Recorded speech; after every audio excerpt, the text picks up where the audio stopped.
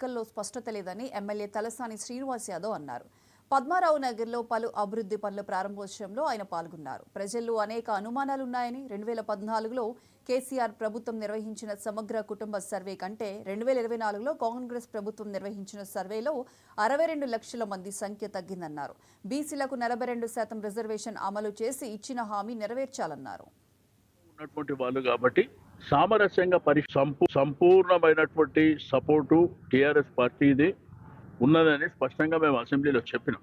కానీ ఇక్కడ ఎస్సీ వర్గీకరణలో ఒకవైపున మాదిగలు కావచ్చు, రెండో వైపున మాలలు కావచ్చు, మా పర్సంటేజ్ అంతా పూతబెట్టిరని చెప్పి నిన్న మొన్న చూసినటువంటి. కాబట్టి నేనేమంటా అంటే ఇటువంటి లేనిపోని కన్ఫ్యూజన్స్ పెట్టకుండా, ఎందుకంటే పెద్ద జనాభా ఉన్నటువంటి వాళ్ళు కాబట్టి సామరస్యంగా పరిష్కారం చేయడానికి మీరు మళ్ళీ ఒకసారి పునరాలోచన చేసి ఇరు వర్గాల పెద్దల్ని కూర్చోబెట్టి ఏ పద్ధతిలో జరగాలి, ఉన్న జనాభా సంఖ్య ఏంది, ఏ పద్ధతిలో చేయాలనో చేయవలసినటువంటి అవసరం ఉంటుంది. అనవసరంగా లేనిపోని సమస్యలు వస్తున్నాయి. నిన్ననే చూసారు. ఎక్కడ చూసినా కానీ హైదరాబాద్లో అంబేద్కర్ స్టాచ్యూ దగ్గర కానివ్వండి, రాష్ట్రంలో జిల్లాలలో కానివ్వండి, రకరకాల బయట ఆ ఘర్షణ జరుగుతుంది.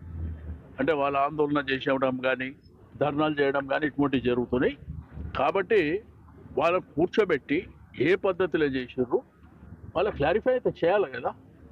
వాళ్ళేమో 11% కావాలని వాళ్ళు అంటారు మా దగ్గర. వీళ్ళేమో మాలో మాకు 5% ఎట్లా ఇస్తారు, మా సంఖ్య పెరిగింది కదా, మా పర్సంటేజ్ పెరగాలని వాళ్ళు అంటున్నారు.